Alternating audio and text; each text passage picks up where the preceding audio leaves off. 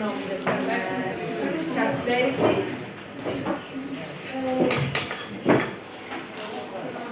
Καλώς ήρθατε στη Λέσχη Ανάγνωσης της Νορβηγικής Λογοτεχνίας.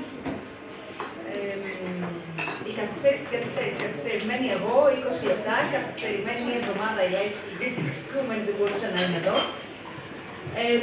Αλλά σήμερα έχουμε ένα βιβλίο στην βαθιά πια παράδοση της Λέσχης μας, ένα από τα πολλά μια σειράς βιβλίων.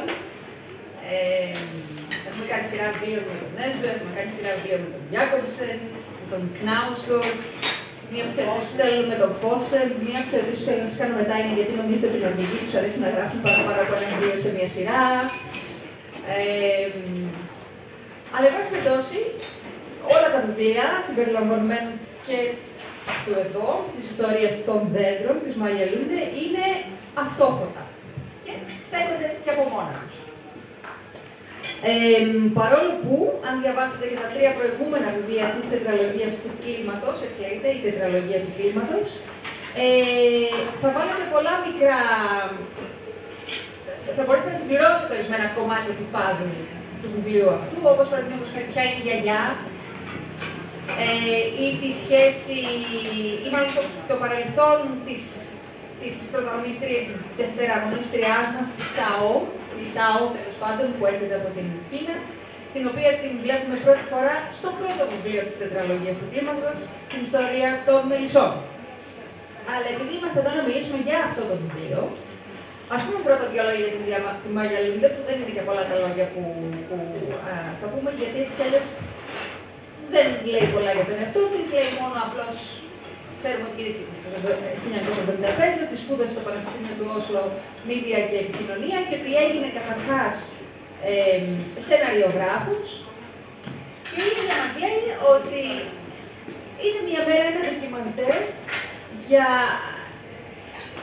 ένα φαινόμενο που λέγεται σύνδρομο κατάρρευσης μελισσιών.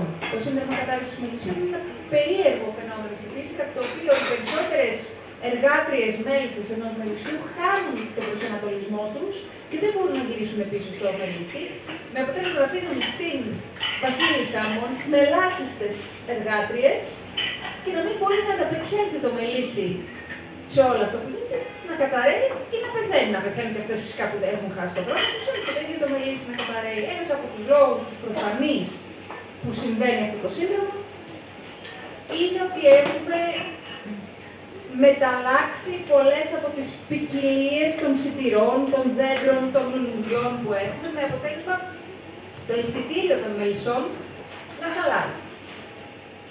Περισσότερα για τις μέλισσες στο πρώτο βιβλίο, αλλά εν πάση περιπτώσει αυτή ήταν η αφορμή για να καθίσει η Μάγια Λούντε να αρχίσει να σκέφτεται μία ιστορία με βάση την κατάρρευση των μελισσιών, το τι θα γινόταν αν δεν υπήρχαν πια μέλισσες στη γη. Στο πρώτο της βιβλίο, μάλιστα, η Τάο είναι αυτό που λέμε επικονίστρια, γιατί δεν υπάρχουν μέλισσες. Η δουλειά της στην Κίνα είναι να πηγαίνει από δέντρο σε δέντρο, λουλουδάκι δέντρο, λουλουδάκι κτλ. Και να πασπαλίζει με γύρι-τα δέντρα. Ουσιαστικά είναι να παραχθούν, έτσι. Αλλά βρήκε, λέει, ότι σκεφτόμουν αυτή την ιστορία, συνεχόντουσαν και άλλες ιστορίες και άλλοι χαρακτήρες και έτσι διαμόρφωσε ολόκληρη την τετραλογία των βιβλίων της μέσα στο κεφάλι της. Ήξερε δηλαδή ότι θα γράψει 4 βιβλία. Ήξερε από την αρχή ότι θα γράψει αυτό το τελικό κεφάλαιο αυτού του βιβλίου. Και σιγά τα έγραφε και έβγαζε ένα το βιβλίο. Δηλαδή είναι ολόκληρο project, έτσι, ένα τεράστιο puzzle, άμα το διαβάσετε όλο μαζί. Για το τελικό κεφάλαιο αυτού του βιβλίου θα μιλήσουμε. Δυστυχώς, όποιος δεν το έχει διαβάσει, θα ακούσετε πολλά spoilers σήμερα, αλλά αν δεν μιλήσουμε με spoiler, δεν μπορούμε να μιλήσουμε για το βιβλίο. Είναι από αυτά τα βιβλία. Όποιος δεν θέλει μπορεί να φύγει. Λοιπόν, το βιβλίο μας λοιπόν. Και τα βιβλία αυτά της τετραλογίας, τα περισσότερα εξελίσσονται ας πούμε στο παρελθόν, στο παρόν και στο μέλλον. Αλλά αυτό εδώ είναι μόνο στο μέλλον. Βρισκόμαστε λοιπόν το 2110 σε ένα... Ναι, φυσικά. Αλλά η δράση είναι στο 2000, προφανώς. Υπάρχουν αναμνήσεις και υπάρχουν και ιστορικές αναφορές. Ναι, βρισκόμαστε στο 2110, στο αρχιπέλαγος του Σβάλμπαρντ. Το Σβάλμπαρντ είναι η βορειότερη περιοχή της Νορβηγίας. Το Σβάλμπαρντ ανήκει στην Νορβηγία, αποτελείται από πολλά νησιά, το μεγαλύτερο των οποίων είναι το Σπίτσμπεργκεν και η πρωτεύουσα του οποίου είναι το Longyearbyen, που είναι η πόλη στην οποία διαδραματίζεται η δράση. Υπάρχουν και άλλα νησάκια εκεί πάνω. Τα περισσότερα εκ των οποίων είναι μη κατοικημένα ή κατοικούνται μόνο από επιστήμονες οι οποίοι κάνουν έρευνες. Υπάρχουν βάσεις διαφόρων κρατών ερευνητικές, υπάρχει βάση της NASA, υπάρχει ρωσική βάση κλπ. Υπάρχει ολόκληρη ιστορία πίσω από το Svalbard και το Spitsbergen, πώς κατέληξε να είναι νορβηγικό, αλλά ανοιχτό σε όλες τις χώρες που έχουν υπογράψει τη συνθήκη του Svalbard το 1920. Είναι 48 χώρες, οι οποίες χωρίς καμία μεροληψία τους επιτρέπεται να έχουν ελεύθερο εμπόριο στο Svalbard, παρόλη την νορβηγική κυριαρχία. Επίσης υπάρχουν, όπως μπορείτε να καταλάβετε, ιδιαίτερα στο Δεύτερο Παγκόσμιο Πόλεμο, όταν πια η Ρωσία έπαψε να είναι σε συμμαχία, η Σοβιετική Ένωση μάλλον, όταν έπαψε να είναι σε συμμαχία με τους Ναζί και ουσιαστικά τις επιτέθηκαν οι Ναζί, έτσι, και πήγε με τους συμμάχους, το Svalbard ήταν ένα φοβερά στρατηγικό σημείο, οπότε εκεί πέρα υπάρχει μια πάρα πολύ ενδιαφέρουσα ιστορία. Παρ' όλα αυτά υπάρχουν δύο κοινότητες, ας πούμε, στο Svalbard. Υπάρχουν οι Νορβηγοί, οι οποίοι είναι και οι περισσότεροι, γύρω στους 2.500-3.000 ανθρώπους, ας πούμε. Και υπάρχει και μια ρωσική κοινότητα, η οποία είναι κυρίως επιστήμονες, αλλά και εργαζόμενοι σε εταιρεία πετρελαίου. Μην ξεχνάμε ότι έτσι ξεκίνησε βέβαια και η κοινότητα των Νορβηγών. Ήταν μια εταιρική κοινότητα, η οποία σιγά σιγά έγινε κανονικός δήμος, εντάχθηκε στην Νορβηγία κτλ. Και μάλιστα ψάχνοντας, γιατί αυτός κάτι μαγελούνται, λέει τόσα πολλά πράγματα μέσα τα οποία τουλάχιστον εγώ δεν γνώριζα, που αναγκάστηκα να κάνω και εγώ τη δική μου έρευνα να ψάξω. Υπάρχει και μια πολύ ενδιαφέρουσα εγκαταλειμμένη ρωσική πόλη, η Πυραμίδα. Εγκαταλειμμένη γιατί οι Ρώσοι σηκώθηκαν και έφυγαν, θεωρούσαν ότι. Μάλιστα πρόσφατα έφυγαν να δείτε πότε, περιμένετε, ένα χωριό, νομίζω το 1991, κάτι τέτοιο, και έχουν αφήσει ghost houses, γυμνάσια, αμφιθέατρα, πώς τα λένε, αγάλματα του Στάλιν, του Λένιν, πρωτομές κτλ. Για το Στάλιν, ο Στάλιν είναι μέσα στο οποίο μας θα πούμε και για τις τρέλες τις δικές του, για την πλησία. Λοιπόν, το Svalbard, από ό,τι καταλαβαίνετε, τώρα συγγνώμη που κάνω ολόκληρη εισαγωγή γι' αυτό, αλλά είναι το setting μας, έτσι λοιπόν. Τα τελευταία χρόνια, προφανώς, βιώνει τις συνέπειες της κλιματικής κρίσης και όχι πια αλλαγής, σπουδρότατα. Τους χειμώνες του έχει ανέβει η μέση θερμοκρασία κατά 7 βαθμούς. Τα καλοκαίρια κατά 4.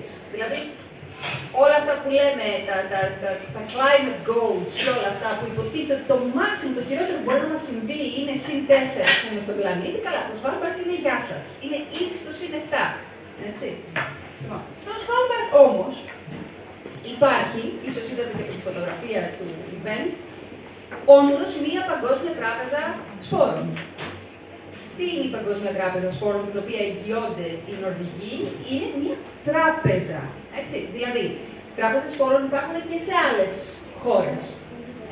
Εμείς δεν έχουμε εθνική τράπεζα σπόρων, αλλά έχουμε κοινότητες οι οποίες διατηρούν σπόρους, τους οποίους οι παππούδες μας και οι γιαγιάδες μας και οι προπάπουλοι, ας πούμε, καλλιεργούσαν ως εθελοντικά, ας πούμε, έτσι, σαν NGO, σαν νοικιό. Υπάρχουν όμως χώρες οι οποίες έχουν εθνικές στρατηγικές πάνω σε αυτά τα ζητήματα. Η δικιά μας δεν είναι μία από αυτές. Ό,τι έφτασε. Τέλος πάντων. Μάλιστα διάβαζα στην ιστοσελίδα της Παγκόσμιας Τράπεζας Σπόρων ότι εν μέσω εμφυλίου πολέμου του Σουδάν, το Σουδάν τώρα στις 5 Μαρτίου κατέθεσε πρώτη φορά στην ιστορία του σπόρους στην Παγκόσμια Τράπεζα. Δηλαδή, θέλω να πω, ακόμα και το Εμφύλιο Σουδάν μπορεί να τα καταφέρει αυτά. Η Ελλάδα έχει κάτι δύσκολη τώρα. Λοιπόν, και εκεί μέσα κάθε χώρα φιλοξενεί, νομίζω, 1,2 εκατομμύρια σπόρους από όλο τον πλανήτη, από διαφορετικά φυτά. Έχουμε στείλει, αλλά όχι ως Ελλάδα, όχι επισήμως ως Ελλάδα. Ναι, υπάρχουν ελληνικοί σπόροι, φυσικά. Αλλά αμέσα από βιβλίο. Λοιπόν, και φυσικά το ερώτημα, το μεγάλο, η τράπεζα τι είναι, στην τράπεζα πας, ενώ γενικά στις τράπεζες πας, καταθέτεις και όταν θέλεις παίρνεις. Εσύ από το λογαριασμό σου. Δεν σου παίρνει κανείς άλλος από το λογαριασμό σου. Λέμε τώρα, άμα δεν υπάρχει καμία μεγάλη κρίση, αλλά όταν υπάρχει μεγάλη κρίση καλή ώρα, σου παίρνουν από το λογαριασμό σου. Κάνε έτσι ένα κουρεματάκι, να φέρεις λίγο καλύτερα, ας πούμε. Λοιπόν, και το ερώτημα και με την τράπεζα σπόρων είναι το εξής, και είναι το ερώτημα το οποίο θέτει και η Μάγια Λούντερ. Σε μια τεράστια κρίση, πρέπει να φυλαχθούν αυτοί οι σπόροι για τον καθένα, για την κάθε μία χώρα, τη στιγμή που έχουν καταργηθεί οι χώρες, έτσι. Μετά από μια μεγάλη καταστροφή, την οποία δεν την ξέρουμε, τη λέει κατάρρευση, ξέρουμε ότι γίνει το 2046, ίσα ίσα που την αναφέρει, αλλά προφανώς έχει γίνει ένα φοβερό γεγονός, το οποίο λέγεται κατάρρευση, το οποίο εγώ υποθέτω, μην έχοντας διαβάσει τα υπόλοιπα βιβλία της τεχνολογίας, ότι είναι κάποια τεράστια κρίση, κάποια ξηρασία, κάποια ακριβώς που άρχισε να σπρώχνει τους ανθρώπους προς τον βορρά, γιατί ξέρουμε μέσα από το βιβλίο ότι κάποια στιγμή οι άνθρωποι ξανανεβαίνουν, να πηγαίνουν προς το Σβάλμπαρντ, γιατί ακόμα και λίγο πιο κάτω από τον αρκτικό κύκλο η ζωή ήταν ξεραΐλα. Λοιπόν, μετά από μια τέτοια κρίση, πρέπει ή δεν πρέπει να μοιραστούν αυτοί οι σπόροι σε όποιον έχει μείνει ζωντανός στη γη. Το βιβλίο μας λέει, ή τουλάχιστον ξέρουμε μέσα από το βιβλίο, σε αυτή την ηθοπλασία, σε αυτή την ιστορία, ότι 2 τουλάχιστον κοινότητες έχουν παραμείνει ζωντανές, έστω κι αν είναι αποδεκατισμένες. Η μία είναι η κοινότητα του Σβάλμπαρντ, όπου έχουμε τα παιδιά που έχουν μείνει ζωντανά μετά από μια άλλη κρίση, που είναι μια επιδημία που περνάει κάποιου φυλλοϊού. Φυλλοϊοί είναι ιοί που κάνουν μοραγικούς πυρετούς, τέτοια πράγματα τύπου έμπολα, ας πούμε, ή τύπου ιός του Μάρκου, που σκοτώνει τους περισσότερους ανθρώπους πάνω στο νησί και αφήνει ζωντανούς μόνο τον Τόμι, τον πρωταγωνιστή μας, τα 2 μικρά του αδέρφια, τον Χίλμαρ και τον Χένρι, και τη φίλη του, την Ράκελ και την αδελφούλα της, την Ρούνα, τη μικρή, και τη γιαγιά, η οποία όμως πεθαίνει λίγο αργότερα. Εντάξει, δεν είναι μεγάλη ηλικία. Και υπάρχει σίγουρα μια άλλη κοινότητα, η οποία είναι στο Σετσουάν της Κίνας. Και μάλιστα σιγά σιγά καταλαβαίνουμε, διαβάζοντας το βιβλίο, ότι αυτή η κοινότητα είναι αρκετά μεγάλη. Έχει επιστήμονες, έχει πανεπιστήμια, έχει σχολεία, έχει παιδιά. Δηλαδή, δεν είναι ότι έχει πεθάνει όλος ο πλανήτης και έχει μείνει μόνο το Σβάλμπαρντ, όρθιο. Απλώς οι κάτοικοι του Σβάλμπαρντ, μετά από την κατάρρευση, αποφάσισαν, καταλαβαίνουν μέσα από την ιστορία, την οποία μας τη λέει ο Τόμι, δηλαδή αναφέρεται σιγά σιγά σε αυτό που είχε πει ο πατέρας του, η γιαγιά του, όλα αυτά, αποφάσισαν ουσιαστικά να αποκλείσουν αυτό από τον κόσμο. Κλείστηκαν. Κλείσανε την πόρτα, γεια σας.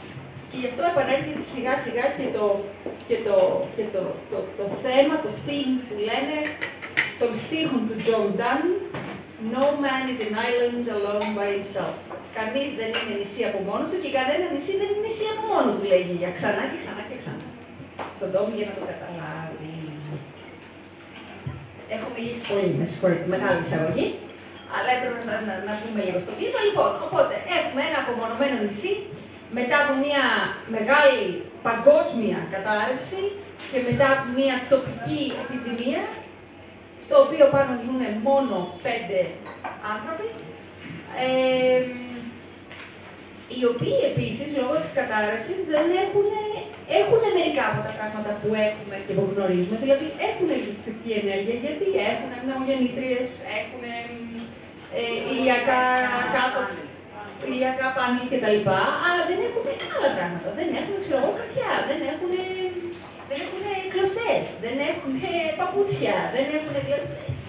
Πολλά από τα πράγματα τα οποία εμείς, δεν έχουν διαδίκτυο φυσικά, πολλά από τα πράγματα τα οποία εμείς θεωρούμε δεδομένα και απλά στην κατασκευή τους, μας λέει η Μάγια Λούντε ουσιαστικά ότι δεν είναι καθόλου απλά στην κατασκευή τους, γιατί θέλουν μια βιοτεχνία, μια βιομηχανία από πίσω, στην οποία ένας πληθυσμός ο οποίος έχει γυρίσει πίσω σχεδόν στην εποχή του χαλκού, ξέρω εγώ, και του σιδήρου, ας πούμε, δεν μπορεί να κατασκευάσει, έτσι.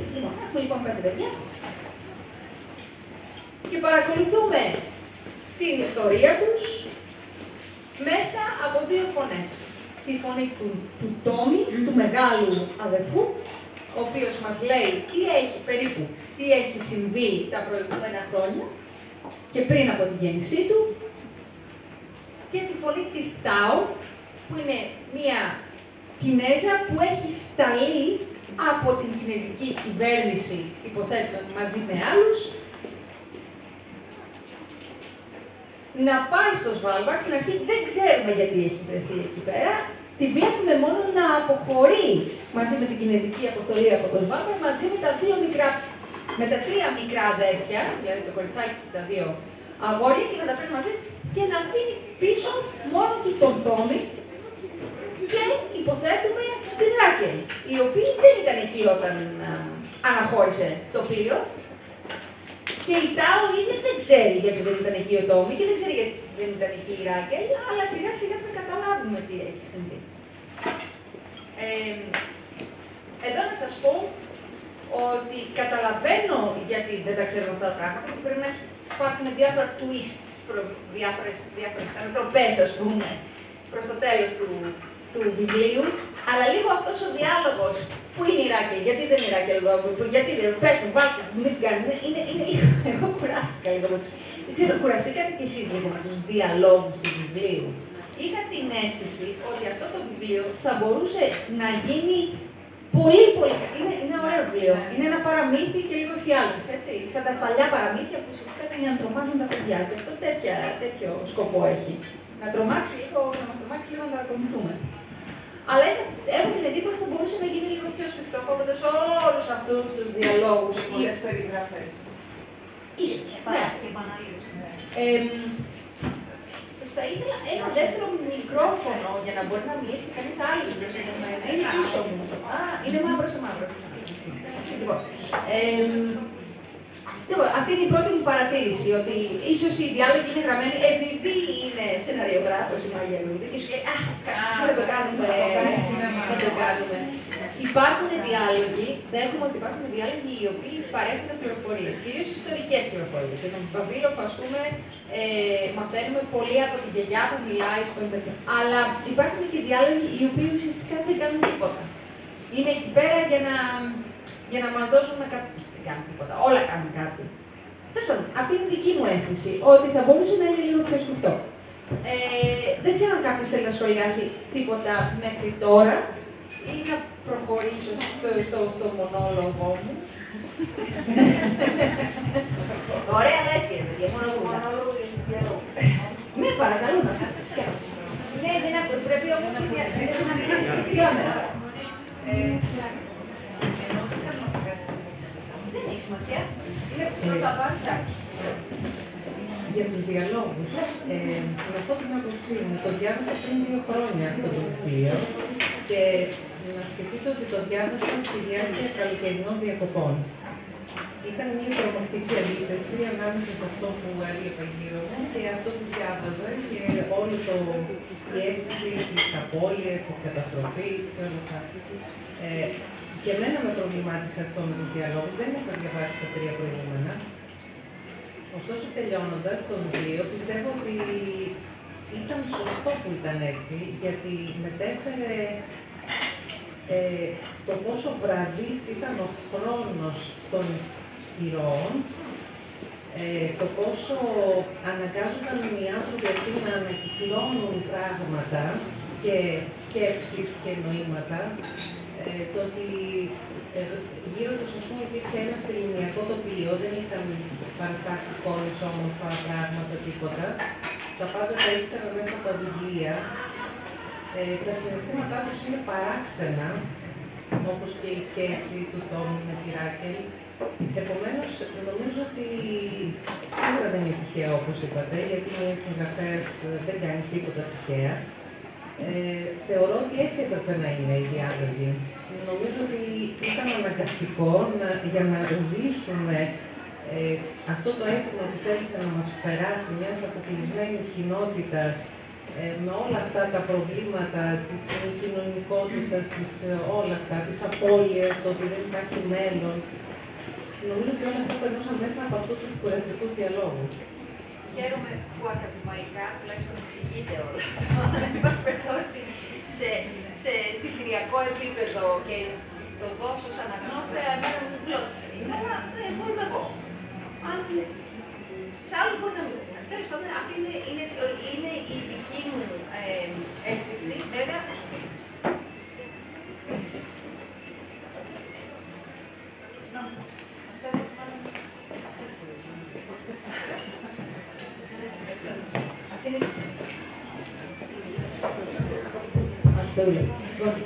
αυτή είναι η δική μου αίσθηση, εν πάση περιπτώσει.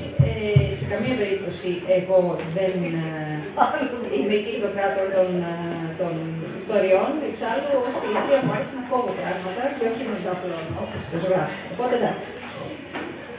Λοιπόν, έχω γράψει τόσο πολλά πράγματα που δεν ξέρω πού να αρχίσω. Λοιπόν, σας είπα για το Svalbard, σας είπα για την Παγκόσμια Τράπεζα Σπόρων.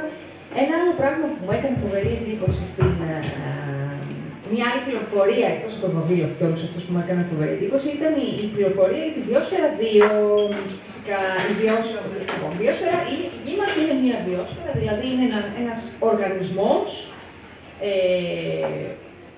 όλος, ο οποίος μπορεί να υπάρχει από μόνος του. Είναι αυτάρκης οργανισμός. Αυτή είναι η βιόσφαιρα. Η θάλασσα, τα ποτάμια, εμείς, οι μέλισσες, το οξυγόνο, τα πάντα κτλ. Είναι πολύ λογικό κάποια στιγμή οι επιστήμονές μας να θελήσουν να δούμε αν μπορούμε κι εμείς ως άνθρωποι να κατασκευάσουμε μια βιόσφαιρα μέσα στη βιόσφαιρα, δηλαδή μια μίνι βιόσφαιρα, αν μπορούμε δηλαδή να κατασκευάσουμε έναν αυτοσυντηρούμενο κόσμο. Και έτσι στο Πανεπιστήμιο της Αριζόνας, στη έρημο της Αριζόνα, φτιάξανε ένα κατασκεύασμα το οποίο υφίσταται ακόμα για ειδικούς σκοπούς, τη βιόσφαιρα 2, και βάλανε εκεί μέσα το 1991, σύμφωνα με τη Μαγελούντε, αλλά όχι σύμφωνα με το διαδίκτυο, οπότε αυτό το κομμάτι πρέπει να είναι λίγο μυθοπλαστικό. Βάλανε εκεί μέσα 8 επιστήμονες, 4 άντρες, 4 γυναίκες, βάλανε σπόρους, βάλανε νερά, βάλανε το ένα, βάλανε το άλλο. Τα είχαν φτιάξει τελικά για να δουν, την κλείσανε, για να δούνε αν θα μπορούσαν αυτοί οι άνθρωποι όντως να ζήσουν σε αυτόν τον κόσμο χωρίς καμία έξωθεν βοήθεια, σαν να λέμε, η επιρροή. Δυστυχώς αυτό δεν κατέστη δυνατό, γιατί σύμφωνα με τη Μαγελούντε, το διοξείδιο του άνθρακα το οποίο βγάζανε τα μικρόβια τα οποία ήταν στο χώμα, έτρωγε, έπιανε πολύ παραπάνω ποσοστό της ατμόσφαιρας από το οξυγόνο που προλάβαιναν τα δέντρα μέσα στη βιόσφαιρα να αναπληρώσουν, με αποτέλεσμα οι άνθρωποι σιγά σιγά να αρχίσουν να χάνουν τους μύστους, τα κιλά τους, τις αισθήσεις τους, υπάρχει γενικά αρκετό οξυγόνο. Μάλιστα, η Λούντε λέει και κάτι το πολύ ενδιαφέρον, το οποίο επίσης δεν μπόρεσα να επιβεβαιώσω στο διαδίκτυο, αλλά που μου φαίνεται απόλυτο λογικό να έχει συμβεί αν όντως ήταν έτσι, ότι ακριβώς όταν άρχισαν να πεινάνε και όταν άρχισαν να χάνουν το οξυγόνο τους, άρχισαν να τσακώνονται. Με αποτέλεσμα να χωριστούν σε 2 στρατόπεδα κτλ. Όλα αυτά τα καλά που ξέρουν να κάνουν οι άνθρωποι. Λοιπόν, αυτό που κατάφερα όντως να βρω στο διαδίκτυο είναι ότι η βιόσφαιρα στην Αριζόνα έχει χρησιμοποιηθεί ως σφραγισμένο εργαστήριο μόνο 2 φορές. Η μία είναι μεταξύ του 1991 και 1993, και η άλλη ήταν για μερικούς μήνες του 1994. Όντως, το μεγαλύτερο πρόβλημα ήταν η απώλεια οξυγόνου μέσα στη βιόσφαιρα. Και γι' αυτό το λόγο, μετά το 1994, δεν ξαναχρησιμοποιήθηκε ως φραγισμένο εργαστήριο. Δηλαδή, υπάρχει εκεί πέρα, αλλά βγαίνουν άνθρωποι, ανοίγουν κόρτες, ανοίγουν παράθυρα, δεν είναι αυτάρκες αυτό το περιβάλλον. Επίσης, υπάρχει μια, λέγεται όμως βιόσφαιρα 2, αλλά υπάρχει και μια διδυμούλα της βιόσφαιρα, η οποία είναι στο Μοντρεάλ. Στο Βυθό δεν το ξέρω αυτό. Όχι, ξέρω μία στο Μοντρεάλ που λέγεται Biodome. Ίσως στο Βυθό είναι. Ξέρετε κάτι? Δεν το ξέρω με βεβαιότητα. Απλά κάπου το έχω διαβάσει ότι είχαν προσπαθήσει να φτιάξουν κάτι αντίστοιχο, δηλαδή ένα θάλαμο επιβίωσης, το θαλάσσιο. Μπορεί. Μήπως το είχαν σκεφτεί και δεν έγινε, μήπως υπάρχει. Νομίζω ότι κάπου κάποιος με ιδιωτική πρωτοβουλία είχε ξεκινήσει κάτι τέτοιο, τώρα δεν το θυμάμαι. Άρα είναι πολύ σκέφτο να το διαβάσω. Αν το ψάξω, ίσως να το βρω κάτω. Τι υπήρχε στα σχέδια και δεν έχω πάντως κάποια εννοία το αποτέλεσμα. Και πρόσφατα το αποτέλεσμα που έχουμε όλοι διαβάσει είναι ότι δύο άνθρωποι ξεμείνουν 9 μήνες στο διάστημα. Με ό,τι αυτό μπορεί να σημαίνει, γιατί και το διάστημα μπορεί να είναι χώρος για μια βιόσφαιρα. Φυσικά, τι άλλο θέλουμε να κάνουμε. Νομίζω ότι η ορμήρωση του Elon Musk να δημιουργήσει μια βιόσφαιρα και όλων των αρχομανών ανθρώπων είναι να επιβιώσουν αυτοί μόνοι τους σε ένα συμπανέλιο που δεν υπάρχει τίποτα να αλληλεπιδράσουν. Εντάξει, δεν ξέρω τώρα από ποιο είναι ηθικό το δίλημμα. Θέλουμε να ζούμε σε έναν τέτοιο κόσμο. Ξέρετε ποια είναι η βάση σε αυτό. Χωρίς να είναι αρχομανής, αν αφήσουμε να βγει. Όχι. Είναι αυτό που λένε. Ο Elon Musk θέλει να πάει να ζήσει στον άλλο. Να πάει! Ελεύθερα, δεν είναι. Μα έχει τα λεφτά να κάνει την έρευνα. Έχει τα λεφτά για να κάνει την έρευνά του. Μπορεί να είναι ο άρχοντας ενός κόσμου ταξίδι μοναχικού, αλλά δεν είναι άρχοντας του κόσμου.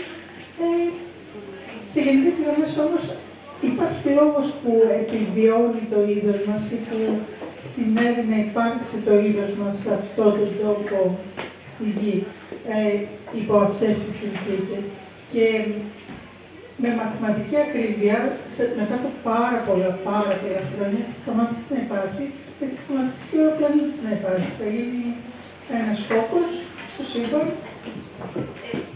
Νομίζω το είδος μας θα σταματήσει να υπάρχει εκατοντάδες χιλιάδες χρόνια, να μην πω εκατομμύρια πριν πάψει η γη να υπάρχει. Πριν την καταρχή, έτσι, ο ήλιος θα εκραγεί.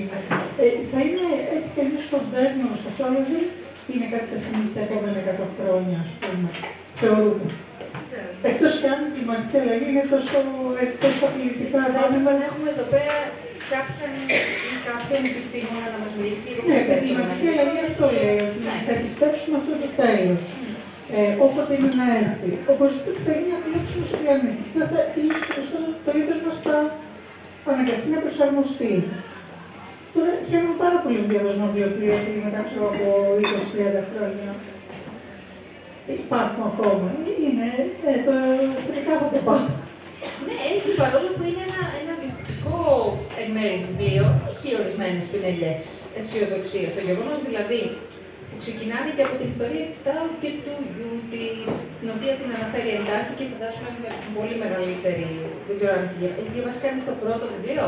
Την αναφέρει φαντάζομαι με πολύ μεγαλύτερη λεπτομέρεια εκεί. Και η ιστορία είναι η εξής: ότι η Τάου είχε γεννήσει ένα παιδάκι, το οποίο μια μέρα μπήκε σε ένα δάσος και πέθανε από αναφυλακτικό σοκ. Γιατί το τσίπησε μία μέλισσα. Και αυτό ήταν κάτι το φοβερό, διότι οι άνθρωποι ήταν πεπισμένοι ότι οι μέλισσες είχαν εκλείψει από τον πλανήτη.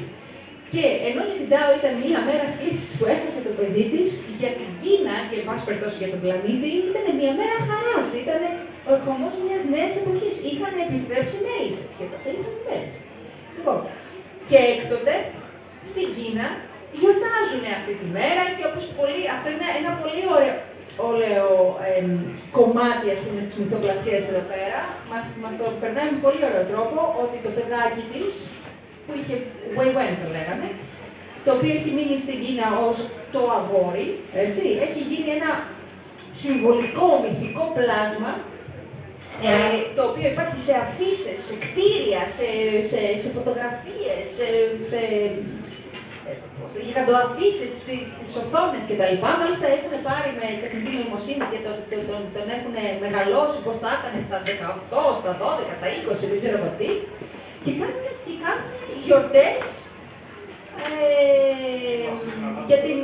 για την αναγέννηση της γης και του πλανήτη με σύμβολο το αγόρι. Και κάτι άλλο, δεν είναι μόνο στα λόγια αυτές οι γιορτές, μας εξηγεί η ΤΑΟ ότι η κινέζικη κυβέρνηση πήρε πολύ σοβαρά αυτό το μήνυμα της επαναφοράς, ας πούμε, της πανάκαμψης των μελισσών και άρχισε ένα πάρα πολύ aggressive, ένα πάρα πολύ αγρίο, θα το λέγαμε, με τη σωστή λέξη θα μου έρθει, πρόγραμμα επαναδάσωσης της ίδιας της Κίνας, με αποτέλεσμα ουσιαστικά την κάνει καταπράσινη. Και ο λόγος που πάνε στο Σφάλμπαρντ, η κινέζικη αποστολή, είναι για να πάρουν τους σπόρους, έτσι. Τώρα, να ένα καλό ερώτημα. Θέλουν να πάρουν τους σπόρους μόνο για τον εαυτό τους, θέλουν να χρησιμοποιήσουν τους σπόρους για να αναπτύξουν τη βιοποικιλότητα, γιατί όντως αυτό θέλουν να κάνουν, γιατί έτσι κι αλλιώς αυτός ήταν ο σκοπός της Τράπεζας των Σπόρων, έτσι, η ανάπτυξη, η διατήρηση της βιοποικιλότητας. Φυσικά δεν πάνε από μόνοι τους. Τους καλεί με Mayday, με SOS, η ίδια η Ράικελ, θα πούμε γιατί, αλλά... λέει κάπου ότι το ανθρώπινο είδος είχε αρχίσει να υποσιτίζεται γιατί ήταν η τροφή του πάρα πολύ φτωχή. Και η καμπύλη ανάπτυξη των παιδιών, αυτή που ξέρουμε όλοι από τα βιβλιάρια υγείας, όπως έχει παιδάκι θα το ξέρει, το έχουμε δώσει με τη γέννηση, έδειχνε ότι τα παιδιά δεν αναπτύσσονται, ήταν επιδεδομένη καμπύλη. Οπότε ήταν μια ανάγκη ουσιαστικά να μεταρθούν σε αυτή την τράπεζα σπόρων, γιατί άπαξ και η φύση άρχισε να λειτουργεί με κάποιον τρόπο, θα τη βάζανε σε μια οδό που θα τους προσέφερε τρόφιμα ικανά να αναπτυχθεί και πάλι το ανθρώπινο είδος σωστά. Άρα ήταν μια ανάγκη επιβίωσης ο λόγος για τον οποίο απευθύνθηκαν. Και φυσικά και τα άτομα που στείλαν εκεί ήταν και με κάποιο ψυχολογικό κουσάρισμα, να το πω έτσι. Δηλαδή, κάντε το για τα παιδιά σας, κάντε το. Είχαν ένα προσωπικό έρισμα να πάνε εκεί. Είχαν κάποιο λόγο προσωπικό που τους οδούσε να πάνε εκεί. Και δεν ήταν από ό,τι φαίνεται. Τώρα είμαι λίγο πριν το τέλος. Ναι, δεν πειράζει. Καταλαβαίνω ότι ήταν μια δύσκολη αποστολή. Δεν θα πήγαινε ο καθένας σε αυτή την αποστολή. Λοιπόν, τα άτομα είχαν κάποιο ιδιαίτερο λόγο που βρίσκονταν εκεί και τοποθετούνται συγγραφέα. Πολύ σωστό αυτό. Κάθε μία από τις γυναίκες, γιατί είναι γυναίκες τρεις της κινέζικης αποστολής, έχει το δικό του λόγο να πάει. Η ΤΑΟ, γιατί είναι η μητέρα του αγοριού, του παιδιού και δεν της έχει μείνει τίποτα άλλο. Θέλει να φύγει μετά από 12 χρόνια πέμπτη του σπούτης και χαρά, ας πούμε, στην Κίνα θέλει να φύγει και να βοηθήσει, εν πάση περιπτώσει, σε αυτή την προσπάθεια. Και άλλες δύο έχουν και αυτές τους δικούς τους λόγους. Δεν ξέρουμε πολλά για τις άλλες δύο, δεν αναπτύσσει όλους τους χαρακτήρες εισάξια η Λούντερ. Όταν λέει εισάξια δεν είναι να τους κάνει όλους να μιλάει για αυτούς τον ίδιο χρόνο, αλλά πάση και μπορούσε να δώσει μια nuance, μια χρειά, διπλή, με λίγα επίπεδα παραπάνω. Ειδικά στις δύο Κινέζες που συνοδεύουν την ΤΑΟ δεν δίνει πολλά επίπεδα παραπάνω. Δεν έχει σημασία, έχουμε αρκετούς χαρακτήρες οι οποίοι είναι πολυεπίπεδοι στο βιβλίο. Ανθρώπους οι οποίοι έχουν εσωτερικές διαμάχες. Θα μείνω στο Σβάλμπαρντ, θα φύγω από το Σβάλμπαρντ. Είτε ξεκινάμε από τη γιαγιά, η οποία γιαγιά του Τόμι είναι η λεγόμενη φύλακας των σπόρων. Είναι η γυναίκα η οποία έχει το κλειδί αυτής της Παγκόσμιας Τράπεζας Σπόρων, η οποία ξέρει βασικά όλα τα μυστικά και την ιστορία της τράπεζας αυτής. Έχει φτιάξει και ένα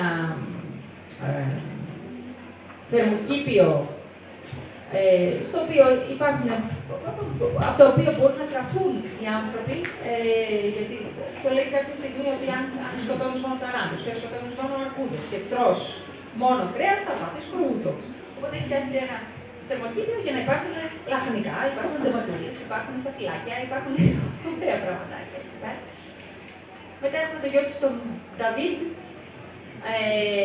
ο οποίος έφτασε μαζί με τη γιαγιά, την Λουίζ, στο Σφάλουαρ όταν ήταν 5 χρονών, και ο οποίος γενικά την κατηγορεί ότι, παρόλο που αναβάει το Σφάλουαρ, την κατηγορεί ότι με το ζόρι τον έφερε εκεί πέρα, θα μπορούσαν να είχαν μείνει κάπου αλλού, ότι... Ναι, και κυρίως τους παρακούσε και έφευγε. Όχι, πού πήγε, παιδιά, δεν πειράζει.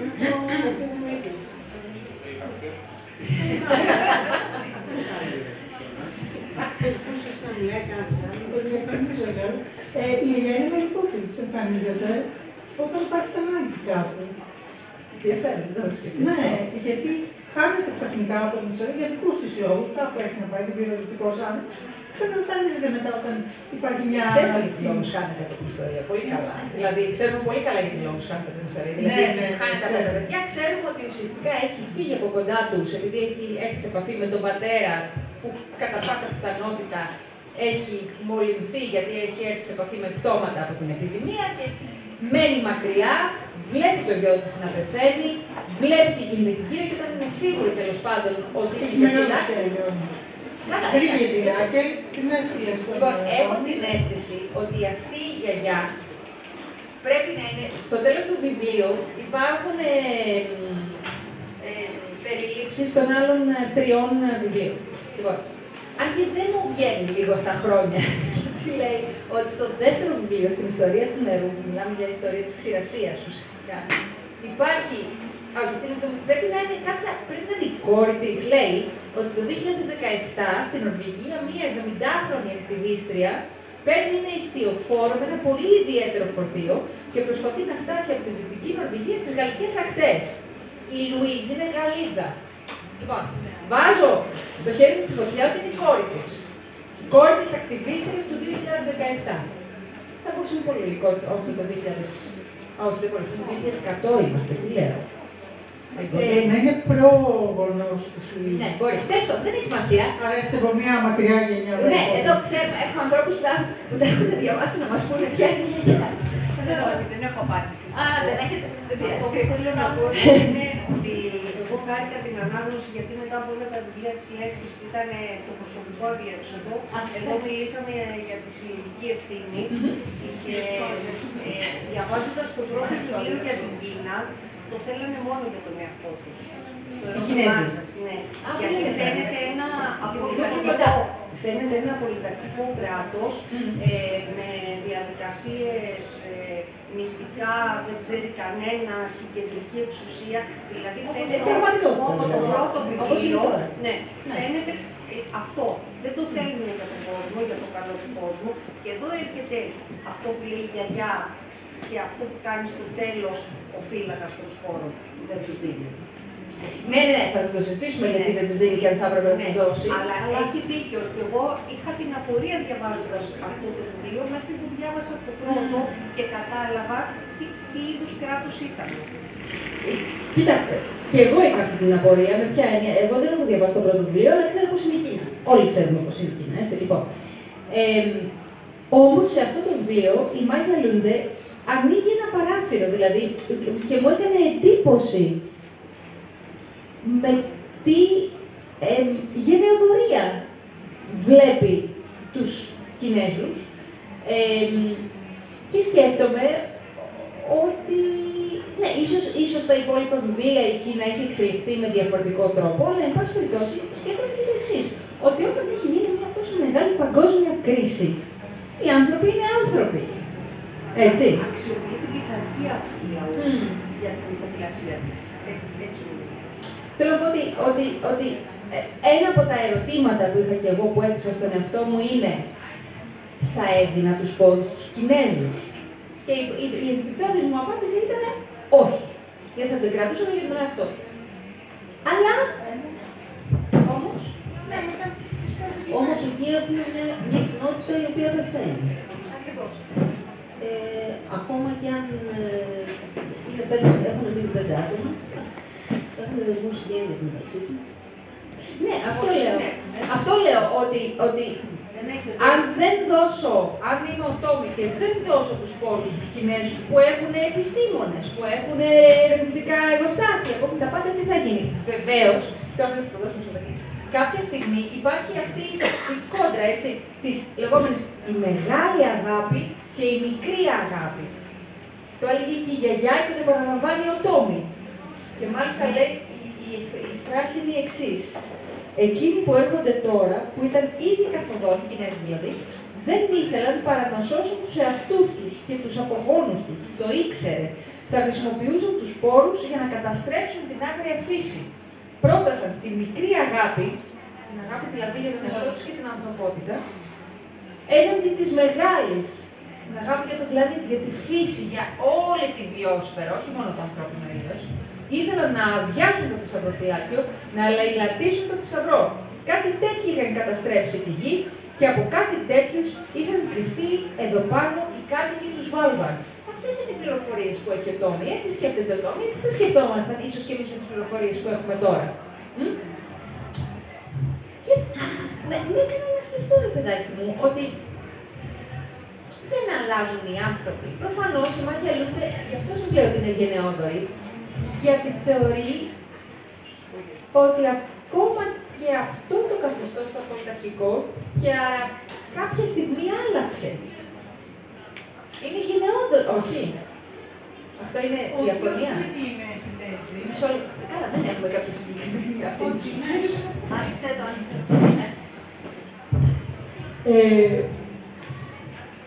Βάσει τους Κινέζους, ελπίζω ότι δεν το κάνει για λόγους ότι είναι αρνητικά διακείμενοι σε ένα λαό, αλλά ξέρετε ότι είναι ένας πολυπληθής λαός.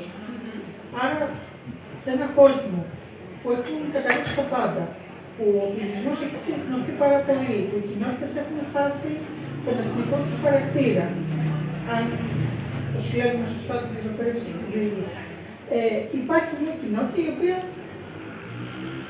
από τις μεγαλύτερες κοινότητες κάποιοι επιβιώσουν. Ας πούμε ότι μπορούσε να είναι στους λαούς. Είναι και μεγαλύτερη πια σε πληθυσμό από τους Κινέζους. Αλλά νομίζω ότι είναι, ότι η επιλογή της Κίνας είναι πολύ συγκεκριμένη. Ακριβώς λόγω της απολυταρχικής φύσης του καθεστώτος. Μπράβο, γιατί αυτοί θα μπορούσαν να οργανωθούν λόγω της απολυταρχικής φύσης. Ενώ οι άλλοι ήταν χυμά. Ίσως και είναι σαν να λέει, εγώ έτσι καταλαβαίνω, ότι ακόμα και αυτοί με την απολυταρχική νοοτροπία τους μπροστά σε μια τεράστια παγκόσμια καταστροφή γίνονται άνθρωποι. Εγώ έτσι τη βλέπω και. Γίνονται άνθρωποι εκείνες τις βιώσιμες που μείνανε πάρα πολύ καιρό εκλογισμένοι και άρχισαν να σκοτώνουν μεταξύ τους. Δηλαδή. Τι να κάνω, έτσι. Δηλαδή, θεωρώ, εγώ διαβάζοντας το, θεωρώ ότι η πορεία αυτής της ομάδας ανθρώπων, των Κινέζων, θα είναι όχι οι Κινέζοι που ξέρουμε σήμερα, που βλέπουμε σήμερα, αλλά θα είναι μια ομάδα ανθρώπων που υποκύπτει στα ανθρώπινα της ένστικτα. Οπότε, όταν σκεφτόμουν θα έπρεπε, σε όλη την πορεία του βιβλίου, μακρύ τη στιγμή που είμαι, σκέφτομαι θα έπρεπε να τους σχεδώσει τους πόρους. Αν είναι των Κινέζων και αυτή είναι η απόγονη των Κινέζων, θα έπρεπε να τους δώσει το δικό τους το κομμάτι. Αλλά αν μια ομάδα ανθρώπων έχει φτάσει να ξεπεράσει τον εαυτό της κοινωνίας, ενός ένομου κράτους τέλος πάντων, μεταξύ ένομων κρατών, και εδώ φαίνεται ότι έχει διαλυθεί ο πλανήτης από άποψη σχημάτων, εθνών κλπ. Άρα αυτοί θα έχουν έρισμα να πάνε να πάρουν όλους τους πόρους. Αν πάρουν όλους τους πόρους, λοιπόν, διεκδικήσουν και τους πόρους που άλλοι κάποτε δώσαν, τότε έχουν μια παντοδυναμία. Είναι δηλαδή ένα όπλο αυτή τη στιγμή η σπόρη. Και σχηματίζεται ένα νέο δυνάμει σχήμα, το οποίο καθορίζει τι θα τραφούν, τι θα επιβιώσουν. Δεν έχουμε πληροφορία αν ζει κανένας άλλος. Ακριβώς. Δεν έχουμε καμία πληροφορία ότι ζει κάποιος, οποιοδήποτε άλλος πλην των Κινέζων και των Σβαλμπαρντριανών. Οπότε μην γνωρίζουμε έξοδα τη Βαλκανιανή, αν ζει κάποιο άλλο, δεν έχουν δικαίωμα να δώσουν του σπόρους από τη στιγμή που έχουν καταρρεύσει τα κράτη. Δηλαδή θα μπορούσαν να του δώσουν μόνο του δικού του σπόρους. Αυτό λέει. Εγώ δεν είμαι σίγουρη ότι συμφωνώ. Αλλά ναι, από τη στιγμή που δεν υπάρχουν κράτη, δεν ξέρω αν υπάρχουν άλλοι επιζώντες κάπου αλλού, κανονικά δεν πρέπει να του δώσουν σπόρους. Αν δεν υπάρχουν επιζώντες αλλού, και οι μόνοι οι οποίοι διαθέτουν δυνατότητα να τους φυτέψουν, γιατί στο Σβάλμπαρντ δεν υπάρχει μόνο το θεραπευτηράκι, έτσι. Δεν μπορείς να φυτέψεις τους σπόρους, δεν πρέπει να βγει τίποτα. Το λέει ξανά και ξανά. Αν θα έπρεπε να το δώσουμε στους μόκους ανθρώπους που έχουν επιζήσει. Και είναι αυτοί. Όχι. Ναι, γιατί τι νόημα. Παρακαλώ. Χαμός, εδώ θα γίνει. Πάμε.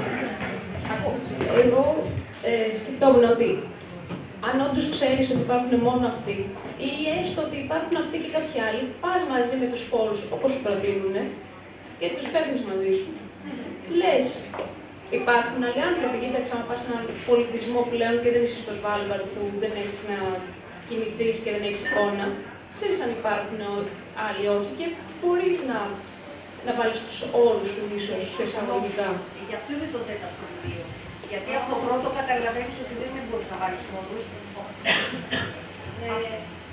Από το πρώτο... Πάντως προσωπικά εγώ θα τους έριχνα. Κανονικά πρέπει να τα διαβάζουμε με τη σειρά. Καταλαβαίνεις λοιπόν ότι δεν υπάρχει καμία περίπτωση να βάλει όρους ο φύλακας. Είναι αυτό που λέμε απόλυτα. Ένα κράτος... Αν είναι έτσι όπως ήταν παλιά. Όχι, το περιγράφει στο πρώτο βιβλίο. Είναι στην ίδια εποχή το πρώτο βιβλίο. Ναι, γιατί το συντάζει την εποχή της ΤΑΟ. Ναι. Μας δίνει 2-3 εποχές. Και μας περιγράφει ακριβώς τι είδους κράτος είναι. Αυτό που δεν θέλουμε. Άρα δεν θα διαπραγματευτεί, θα τους πάρουν και θα τους κάνουν ό,τι θέλουν. Στο Σβάλμπαρντ δεν το ξέρουν τι κράτος είναι. Όχι. Είναι οι μόνοι που απαντήσανε με τον Ασύρμα. Συγγνώμη, εγώ δεν έχω διαβάσει πρώτο, δεύτερο, τρίτο. Οπότε υπέθεσα ότι στην Κίνα δεν είναι υποχρεωτικό ότι υπάρχουν μόνο Κινέζοι τη στιγμή που έχει γίνει τέτοια καταστροφή. Όχι, αλλά υπάρχει. Συγγνώμη. Όχι, αλλά υπάρχει ένα κράτος, υπάρχει μια κρατική δομή. Ναι, αλλά δεν μου λέει κάτι ότι είναι μόνο Κινέζοι. Με την καταστροφή ανεβήκαν άνθρωποι προς τα πάνω και μπορεί να είναι μεν η χώρα της Κίνας σε ένα κομμάτι, φαντάζομαι εγώ, του βόρειο. Δεν μας νοιάζαν οι άνθρωποι, είναι Κινέζοι, κίτρινοι τώρα, ή αν υπάρχουν κι άλλοι, αλλά ότι υπάρχει ένα κράτος συγκεκριμένο, αυταρχικό κτλ. Η δομή του κράτους μας νοιάζει. Είχαν πάει κι άλλοι άνθρωποι. Θα υπάρχει αυτή η δομή του κράτους. Λοιπόν, να, δεν έχουν διαβάσει τα προηγούμενα. Αυτό λέμε ότι σύμφωνα με το πρώτο, αυτή είναι η δομή του κράτους. Γιατί είναι, έτσι μας την παρουσιάζει το πρώτο. Ο Τόμι τα ξέρει όλα αυτά. Ο Τόμι δεν τα ξέρει όλα αυτά. Δεν ξέρω. Είναι ένα μικρό παιδί, παιδιά και η γιαγιά του. Εκεί το άλλο. Ο Τόμι νομίζω είναι ένα μικρό παιδί από αυτά που διάβασα. Άπειρο, έχει μεγαλώσει με τη γιαγιά του που του λέει εσύ θα είσαι ο φύλακας των σπόρων. Δεν νομίζω ότι τίποτα από αυτά περνάει από το μυαλό του. Συν ότι τους αντιπαθεί γιατί του έχουν αρπάξει τα αδέρφια του. Έτσι δεν είναι. Τέλος πάντων όμως τα ψάχνει και δεν τα βρίσκει. Έτσι θα νομίζω όλοι που είχαν θέσει. Εντάξει, τέλος πάντων δεν θα επιμείνω εκεί. Εμένα με συγκίνησε πάρα πολύ ο Τόμι. Μου άρεσε πάρα πολύ αυτό το story με την οικογένειά του, που αναλαμβάνει τα αδέρφια του. Το βρίσκω πολύ ανθρώπινο. Το συναντάμε καθημερινά, πώς το ένα αδέρφι μεγαλώνει τα υπόλοιπα, γιατί οι γονείς δεν ξέρω για διάφορους λόγους. Και συνέπασχα μαζί του όλη την ιστορία. Δηλαδή, πάρα πολύ ήταν πολύ τρυφερός στο αδιέξοδό του. Ο πατέρας απόν, η γιαγιά φορτώθηκε τέλος πάντων τις υποχρεώσεις των γονιών. Εκεί θα εστιάσω εγώ. Θεωρώ επίσης ότι ο Τόμι δεν είχε επίγνωση, ούτε μπορούσε να αναλάβει αυτή την ευθύνη τώρα.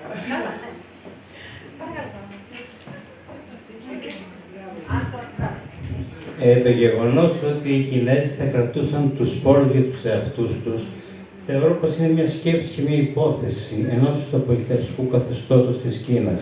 Δεν στηρίζεται στα συγκεκριμένα στοιχεία στο μυθιστόρημα. Άρα λοιπόν αυτό είναι μια υπόθεση, δεν μπορούμε να το θεωρήσουμε δεδομένο. Και ας μην ξεχνάμε ότι με την Τάο είναι ο Χέν και ο Χίλμερ. Άρα λοιπόν η γνώμη μου είναι πως έπρεπε να δοθούν τις πόλεις στους Κινέζους. Και αυτοί άνθρωποι είναι.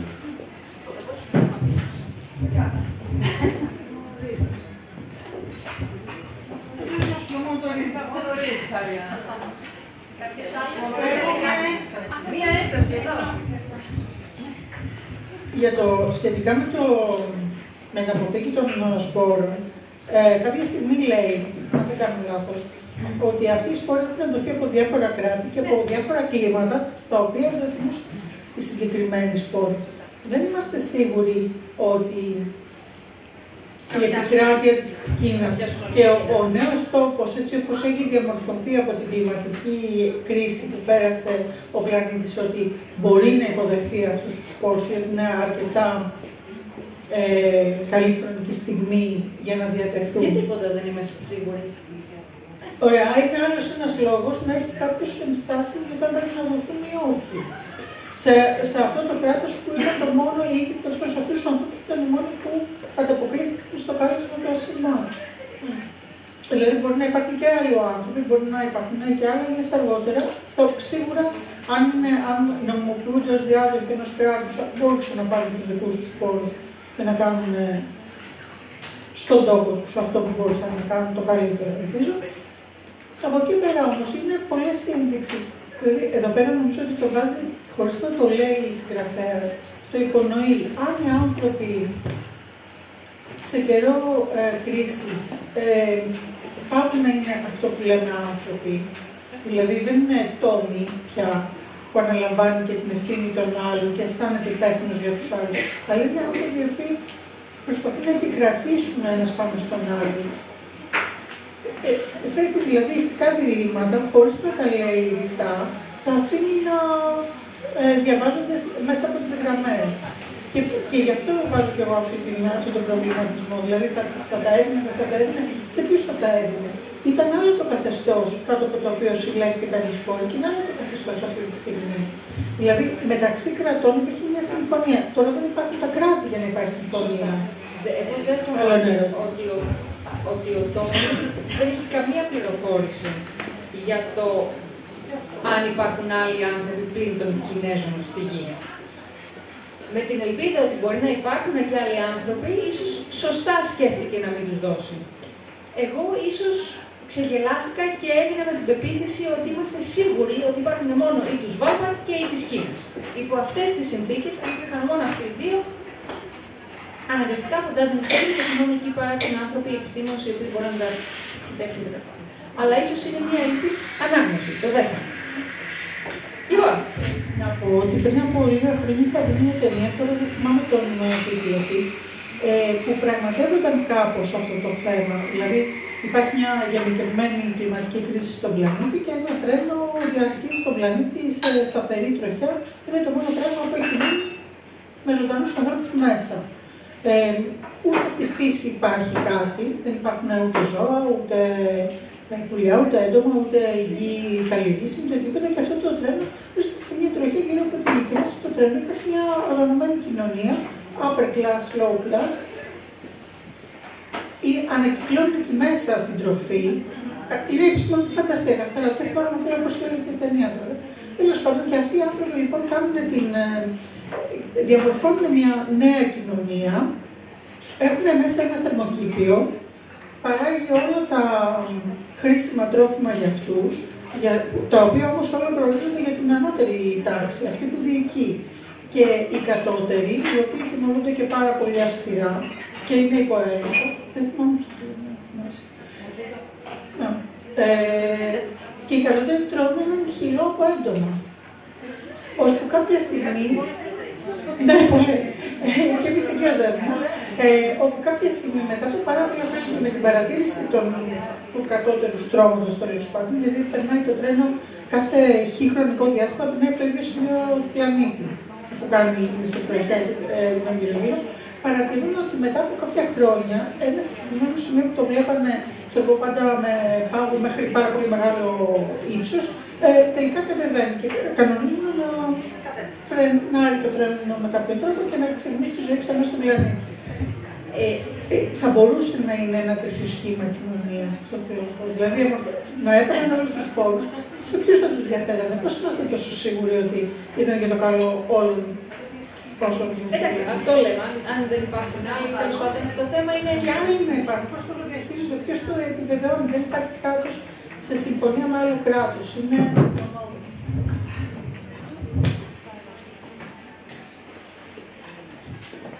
Επίσης, θεωρώ ότι ο Τόμι δεν ήταν δική του η απόφαση αν θα δώσει τους πόρους ή όχι.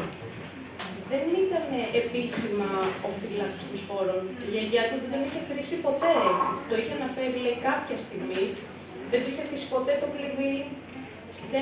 Δηλαδή, θεωρώ ότι ήταν μια βεβαιασμένη απόφαση για να μείνει σε ένα καθεστώς που είχε στο μυαλό του ότι είναι το καλύτερο, με τα δεδομένα που είχε. Άρα θεωρώ ότι ήταν λίγο biased το αυτό που έκανε, ότι δεν τους έδωσε, ότι ήταν απόφαση που δεν έπρεπε να πάρθει από αυτόν σε κάθε περίπτωση.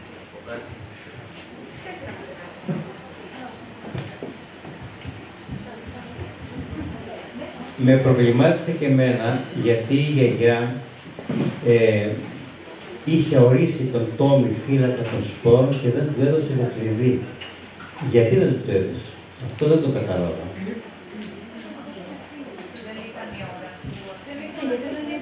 Ναι, αλλά η γιαγιά πέθανε. Άρα λοιπόν, αν κάποιος δεν είχε το κλειδί, πώς θα μπορούσε να... μόνο παραδιάζοντας, όπως και όντως. Γιατί όμως η γιαγιά δεν έδωσε το κλειδί, αυτό δεν το κατάλαβα. Γιατί ήθελε να μην δοθούν οι σπόροι. Είναι μέσα στη φιλοσοφία της που την έχει περάσει τον εγγονό της. Δεν θα προτιμούσε η γιαγιά οι σπόροι να μείνουν σαΐ εκεί και να μην αξιοποιηθούν? Δεν νομίζω πως ήταν στη φιλοσοφία της γιαγιάς αυτό το πράγμα.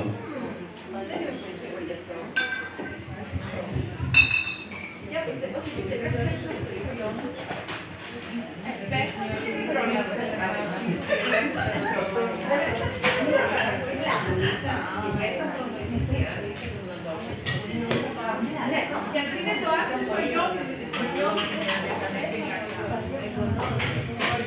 Ή το γιο της ή στον Τόμι, του έλεγε ότι γνωρίζει τον φύλακα των σπόρων.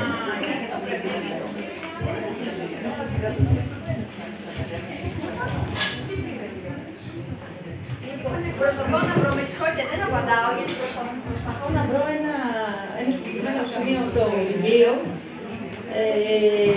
στο οποίο η γιαγιά λέει ξεκάθαρα ότι οι σπόροι πρέπει να μείνουν εδώ, αλλά πέφτει πάνω συνέχεια σε αυτή τη σκέψη ότι κανένας άνθρωπος δεν είναι νησί από μόνο του. Που είναι αυτό ακριβώς αντίθετο. Αλλά θα την βρω. Ίσως να την πεις να πω εγώ. Φυσικά, λοιπόν, εγώ το προβλημάτισα πάρα πολύ. Στο πρώτο μισό δεν ήξερα πού το πήγαινε, δεν μπορούσα να πω καθόλου. Μάλλον είναι απλά η γραφή της συγγραφέως. Οπότε, άμα διαβάζω άλλο βιβλίο, φαντάζομαι θα πω πιο εύκολα στα χέρια. Όχι, έτσι είναι και έχω διαβάσει το επόμενο βιβλίο της από αυτό, το οποίο μεταφράζω. Έτσι είναι και εκεί. Αρχίζει να πεις, είσαι να πω το τώρα, πήγαινε παρακάτω. Το οποίο είναι ένα, ναι. Θα σας πω και ποια είναι η συνθήκη του. Λοιπόν, μ' άρεσαν υπερβολικά πολύ οι περιγραφές της φύσης. Ήταν εκπληκτικές το πώς είναι το καλοκαίρι, πώς είναι το χειμώνα, πώς είναι η φύση, πώς είναι το φως, πώς είναι η έλλειψη φωτός. Τα Χριστούγεννα, το σχόλιο ότι δεν έχω ξαναδεί Χριστούγεννα με φως.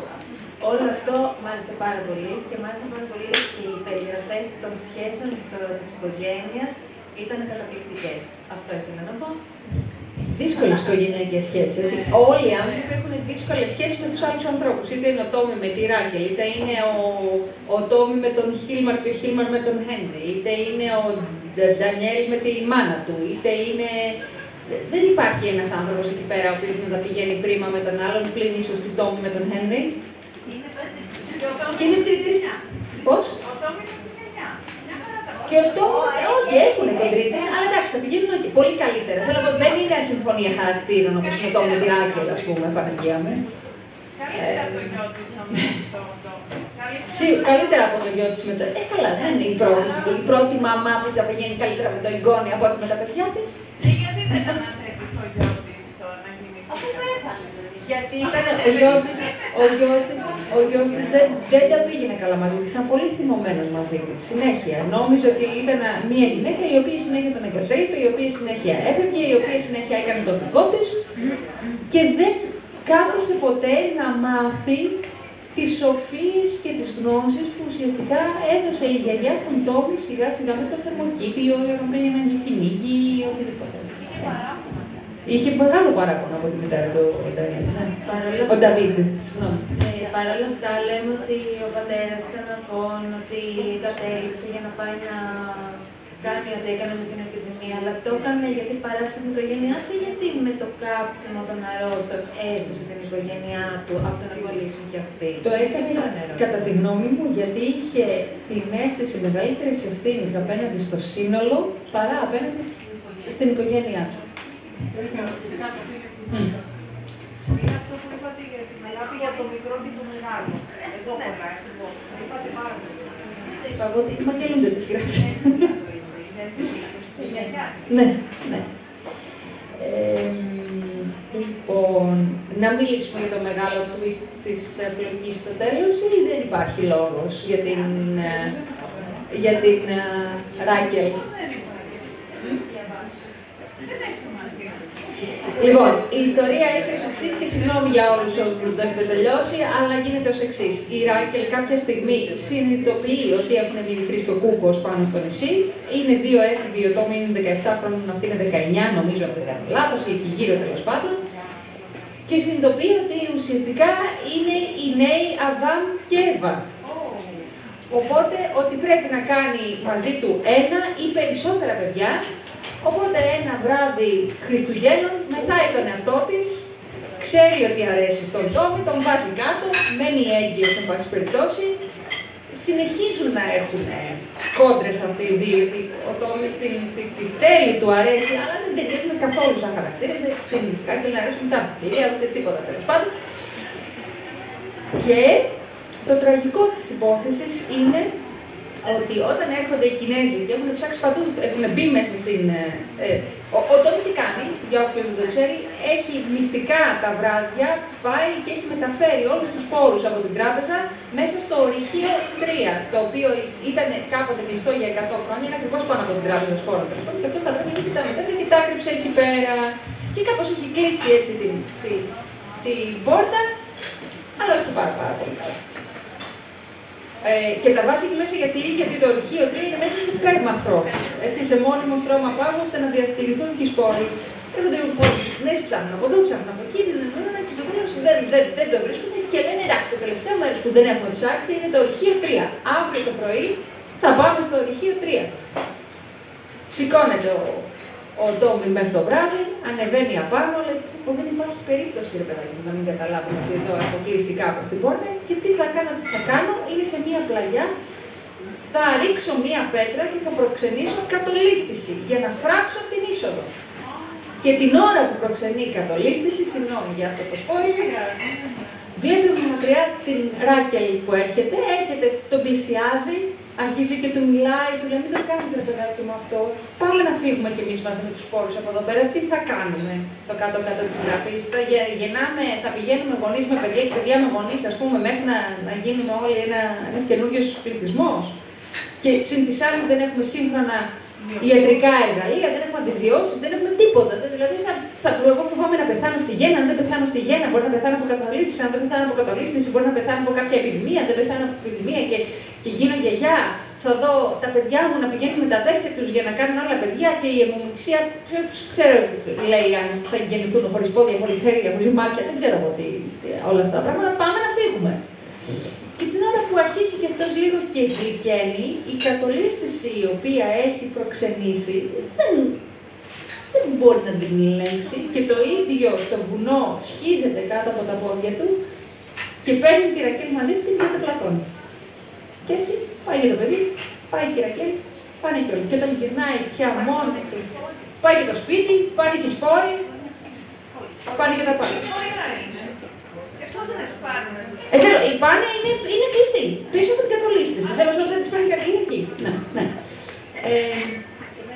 Και όταν και μένει μόνος του ο Ντόμ, γι' αυτό δεν είναι εκεί όταν μαζεύουν τα παιδιά οι Κινέζοι, και όταν φτάνει πια κάτω, βλέπει ότι έχουν φύγει και έχουν πάρει και τα αδέρφια του και την αδερφή της Ρα και αυτό είναι το...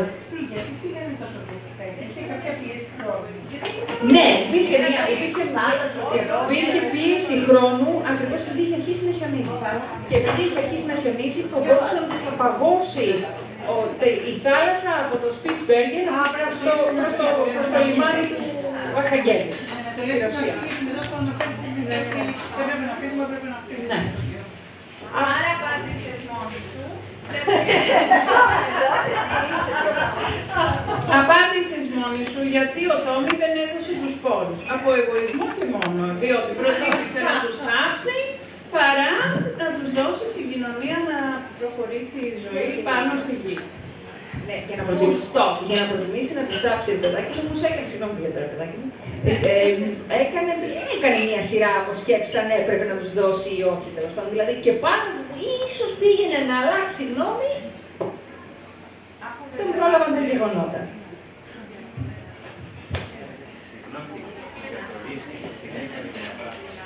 Ναι. Για να φράξει την είσοδο, την έκανε για να φράξει την είσοδο προς το αρχείο 3, όπου είχε κρύψει αυτούς τους χώρους. Να ρωτήσετε τι θέλετε.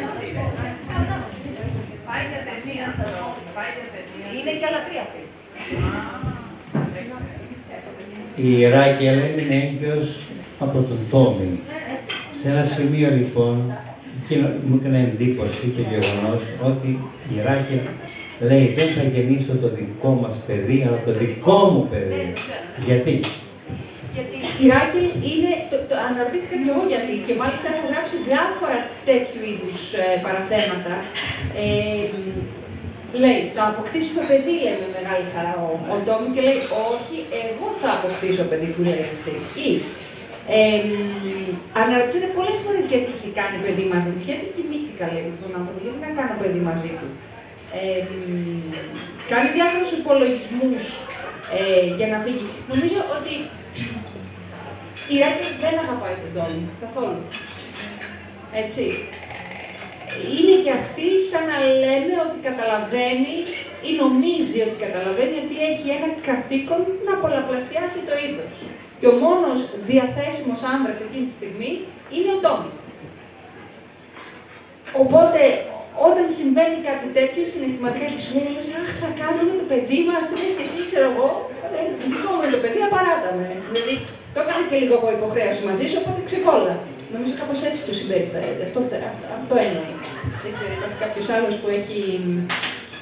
Βέβαια, το σε ποιον ανήκει τι είναι ένα θέμα από την αρχή, έτσι. Δηλαδή, ένα πράγμα για το οποίο δεν έχουμε μιλήσει είναι πώς υπάρχουν προοικονομίες σε αυτό το βιβλίο και επαναλαμβάνονται επεισόδια. Ας πούμε, όταν στην εισαγωγή ξεβράζεται αυτό το μεγάλο δέντρο που είναι άσχη στα αγγλικά, αλλά στα ελληνικά είναι, δώστε μου ένα λεπτό, φράξιος. Φράξινος, φράξος, μελιός, μελιάδι. Βρήκα ότι λέγεται. Λοιπόν, είναι ένας φράξος. Και λέει ο Τόμι ότι αυτό είναι το δικό μου δέντρο. Αν δεν κάνω λάθος. Ναι, είναι το δέντρο μου. Για το χαρακτήρα. Λοιπόν, είναι μεν για το χαρακτήρα του. Υπάρχει το τι είναι δικό μου, αν η σπόρη είναι δική μου, αν το δέντρο είναι δικό μου, αν το παιδί είναι δικό μου κτλ. Αλλά βρήκα και κάτι άλλο. Βρήκα ότι όλη αυτή η εισαγωγή, ψάχνοντας, βρίσκεις, όλη αυτή η εισαγωγή της Μαχαιολίνη είναι βασισμένη στη σκανδιναβική μυθολογία. Λοιπόν, ένας από τους μύθους λοιπόν, της σκανδιναβικής μυθολογίας, τον οποίο έχει γράψει στην Έντα ο Σνόρι Στούρλσον, αν δεν κάνω λάθος, Στούρλσον, δεν θυμάμαι πώς ακριβώς, ο οποίος, παρόλο που έχει γράψει το 1200 μετά Χριστό σε Old Norse, είναι κάτι σαν να λέμε ισίωδος, έτσι, για τη σκανδιναβική μυθολογία, δηλαδή έχει καταγράψει πολλούς από τους θρύλους και μύθους σκανδιναβικής μυθολογίας. Λέει λοιπόν ότι οι πρώτοι άνθρωποι, σύμφωνα με την σκανδιναβική μυθολογία, φτιάχτηκαν από τους θεούς, από τον Όντιν και τα λοιπά, από τους αρσενικούς θεούς. Από τι φτιάχτηκαν? Από φράξο και από φτελιά. Οι άνδρες από το φράξο και οι γυναίκες από τη φτελιά. Πήραν δηλαδή ένα φράξο και φύσηξαν πνοή στο φράξο και έγινε ο άνδρας. Πήραν μια φτελιά, φύσηξαν πνοή στη φτελιά και έγινε η γυναίκα. Υπό αυτή την έννοια, ο φράξος είναι το δέντρο του Τόμι, μυθολογικά, γιατί είναι το δέντρο του ανδρός. Εμείς έχουμε βελαρδιά για εξώτερες στην ευχαίρεια της γυναίκας. Ήταν φτιαγμένα τη Στεφάνης. Πολύ ενδιαφέρον. Και μάλιστα στην μυθολογία αυτά τα δύο δέντρα ξεβρέθηκαν σε μια παραλία. Και σε μια παραλία τα βρήκαν αυτοί. Δηλαδή παίρνει η Μάγια Λούντε τον μύθο και τον βάζει κατευθείαν εκεί πέρα. Έχει και άλλες, λέει, αναφορές σε αυτόν τον μύθο. Ας πούμε, ο φράξος ο οποίος ξεβράζεται έχει 9 φυλαράκια απάνω. Γιατί 9 και όχι 8, όχι 10. Σύμφωνα με τη σκανδιναβική μυθολογία, το κέντρο του κόσμου είναι ένα τεράστιο δέντρο, το δέντρο της ζωής, το Ιντρασίλ, έτσι. Και από εκεί κρέμονται 9 κόσμοι, οι 9 κόσμοι της πραγματικότητας, τα 9 φυλαράκια. Είναι γεμάτο το βιβλίο από τέτοιες αναφορές, που κάποιος ο οποίος ξέρει περισσότερο από σκανδιναβική μυθολογία, μπορεί να τις... Είναι ένα αρκετά σκανδιναβικό βιβλίο, πώς να σας το πω. Οπότε, υπό αυτήν την έννοια, ο φράξος είναι το δέντρο του Τόμι. Τι άλλο να πούμε? Ένα κάτι ακόμα. Μισό λεπτό, δεν άκουσα τίποτα. Θέλουμε Τελικά η Λούντι δεν μας λέει τι απέγιναν οι σπόροι. Η Λούντι δεν μας λέει τι απέγιναν οι σπόροι. Παρέμειναν καταχωμένοι στη γη, αναξιοποιητοί. Έμειναν χωμένοι στο ορυχείο 3 μέσα στο πέρμαφρος. Εκεί. Δεν ξέρουμε τι άλλο έγινε. Μας αφήνει στο τέλος. Να ένα καλό ερώτημα. Στο τέλος, ο Τόμι περιμένει, μιλάει κάθε μέρα με την Τάο στον Ασύρματο και περιμένει με την Άνοιξη να ξαναέρθουν οι Κινέζοι να τον πάρουν. Άρα δεν ξέρουμε τι θα πάνε. Γιατί εγώ βλέπω εδώ πέρα το εξής, στο τελευταίο κεφάλαιο. Γίνεται το εξής, λέει. Μισό λεπτό. Θα το βρω, δεν θα το βρω. Τέλος πάντων, μιλάνε μεταξύ τους, είναι αυτός το Σβάλμπαρ και είναι η Τάο στο Σιτσουάν. Και λέει αυτός, έλα, θα έρθετε. Και λέει αυτή, κάτσε ρε παιδάκι μου, να γίνει εντελώς άνοιξη και τα λοιπά. Και μετά κόβεται εκεί. Και λέει, η άνοιξη είχε μπει για τα καλά και αυτή κάνει πικνίκ με τα αδέρφια του σε ένα πάρκο στο Σιτσουάν. Οπότε μάλλον ο Τόμι και τους σπόρους και τον Τόμι πρέπει να τους ξεχάσουμε. Εκτός αν αποφασίσει να γράψει ένα παλιό που δεν νομίζω ότι έχει κλείσει την τετραλογία. Ναι, εδώ κάτι θέλω, εδώ, παρακαλώ. Από εκεί τίποτα, μόνο με ένα σχόλιο όπως σήμερα. Η κάτω εξέδρα δεν θέλει. Ναι, παρακαλώ. Αυτό που είδαμε εδώ προς το τέλος του βιβλίου, αφού έκλεισε αυτό, είδα ότι ο Τόμι είχε αυτή την, πώς να πω, δεν είχε την βιωσιμότητα στο μυαλό του. Σε αντίθεση με τη Ράκελ. Η Ράκελ είχε στο μυαλό της μόνο βιωσιμότητα. Πώς είναι το επόμενο βήμα, τι θα κάνουμε, δεν μπορούμε να μείνουμε εδώ πέρα. Ο Τόμι νομίζω ήταν από αυτούς τους ανθρώπους που συνήθως είναι κολλημένοι στην κατάσταση που βρίσκονται. Πολύ πιθανό, ναι. Ενώ η Ράκελ είναι σε διαγιά. Ναι, δηλαδή η Ράκελ καταλάβαινε ότι δεν είναι βιώσιμο πλέον αυτό που ζουνε, οπότε έπρεπε με οποιοδήποτε τρόπο και γι' αυτό αφόνταξε, έταξε και τους σπόρους, γιατί έπρεπε να βρει κάτι να τάξει. Και στους άλλους να ενωθεί, γιατί είναι μεγάλο ταξίδι, όσο να είναι. Πάρα πολύ δύσκολο ταξίδι. Και νομίζω το έκανε, δεν το είπε στην αρχή, το σκέφτηκε αφού δεν απαντούσε κανένας. Στον Ισηλότα νομίζω είπε ότι στην αρχή τους έλεγε SOS, Mayday, Mayday. Και μετά σκέφτηκε να βάλει τους σπόρους σαν τυράκι για να έρθουν να τους πάρουν. Και λέει κάτι στα κινέζικα το οποίο δεν μας μεταφράζεται, αλλά αυτό που είναι ενδιαφέρον είναι. Αυτό που είναι ενδιαφέρον είναι ότι λέει Mayday, Mayday, είμαστε εδώ πέρα 5 παιδιά. Ναι, σας ακούμε, έρχεται η απάντηση, έχετε την τράπεζα. Σαν να ξέρει ήδη ο άνθρωπος που της απαντάει ότι, άρα μάλλον κάτι τέτοιο έχει πει στα κινέζικα. Κάποια στιγμή λέει ο Τόμι για τη Ράκελ, ίσως η Ράκελ ήταν πιο προσαρμοσμένο φυτό από εκείνον. Ίσως γι' αυτό απαιτούσε τη βοήθεια των άλλων. Ουσιαστικά σαν να λέει ότι είναι λίγο πιο εξελιγμένο είδος από μένα, ακριβώς επειδή ξέρει να ζητάει βοήθεια, ξέρει πώς να επιβιώνει μέσα από, όχι μόνη της, αλλά σε συνεργασία. Γιατί ουσιαστικά η εξελικτική θεωρία του Δερβίνου δεν δείχνει ότι ο δυνατότερος είναι αυτός ο οποίος επιβιώνει, δείχνει ότι αυτός ο οποίος συνεργάζεται καλύτερα επιβιώνει. Να πω και εγώ σχετικά με αυτό, από την αρχή που η Ράκελ βλέπουμε ότι είναι με την ομάδα, περνάει ωραία στο σχολείο και αυτά, ο Τόμι είναι απομονωμένος, δεν μπορεί να επικοινωνήσει, είναι μονήρης, δηλαδή από την αρχή μόνος του, ενώ η Ράκελ έχει αυτό και το πρακτικό κομμάτι και το survivor, ας πούμε, τι βλέπεις, σκοτώνει τον Τάραντο στην αρχή, μετά που έρχεται εκεί, δηλαδή έχει το πρακτικό κομμάτι που έχουν οι γυναίκες πιο πολύ, μου φαίνεται. Λοιπόν, ένα άλλο πράγμα τελευταίο που θέλω να πω, γιατί εγώ και αυτό το κομμάτι το βρήκα φοβερά ενδιαφέρον και σε αυτό το κομμάτι έκανα έτσι, έψαξα λίγο παραπάνω για να μιλήσω, είναι η ιστορία του Βαβίλοφ και του Λισένκο. Λέει αρκετά πράγματα η Λούντε για τον Βαβίλοφ, πάρα πολύ ενδιαφέροντα. Οπότε εγώ ήθελα να πιάσω να διαβάσω λίγο περισσότερο γιατί είναι τον Βλάκα, τον άλλον. Τον Τροφίμ Λισένκο, ο οποίος ήταν ένας τύπος, παιδιά, ο οποίος μέχρι τα... Για όσους δεν ξέρουν, ο Βαβίλοφ ήταν ένας γενετιστής σοβιετικός, ο οποίος είχε κάνει πολύ μεγάλες ανακαλύψεις. Καταρχάς ήταν ο άνθρωπος ο οποίος συνέλαβε την ιδέα της τράπεζας σπόρων, in the first place, έτσι, λοιπόν. Και είχε πάει σε πάρα πολλές χώρες και μαζέψει σχεδόν 350.000 δείγματα σπόρων και τα είχε κάπου στο Λένινγκραντ, όχι δεν είχε σε μια τράπεζα, ήταν στο Λένινγκραντ, αλλά βρήκε στον δρόμο του έναν άλλον ψευδοεπιστήμονα, τον Τροφίμ Λισένκο, έναν τύπο ο οποίος ήταν αγράμματος μέχρι τα 13 του και ο οποίος ουσιαστικά ήταν πάρα πολύ καλός στην αστική, αντιμπουρζουαζική προπαγάνδα και στο γλύψιμο, ώστε ανέβηκε έτσι, στις τάξεις των Σοβιετικών επιστημόνων. Και επίσης ήταν κολλητάρι του Στάλιν. Οπότε όταν φτάσαμε στην εποχή που άρχισαν οι μεγάλοι λοιμοί, επειδή ο Στάλιν ήθελε σώνει και καλά όλοι οι αγρότες να στέλνουν κεντρικά τις οδιές τους για να τις διανύμει τέλος πάντων, βγήκε ο Λισένκο και είπε ότι εγώ έχω τη λύση, έτσι, και φυσικά δεν είχε καθόλου τη λύση.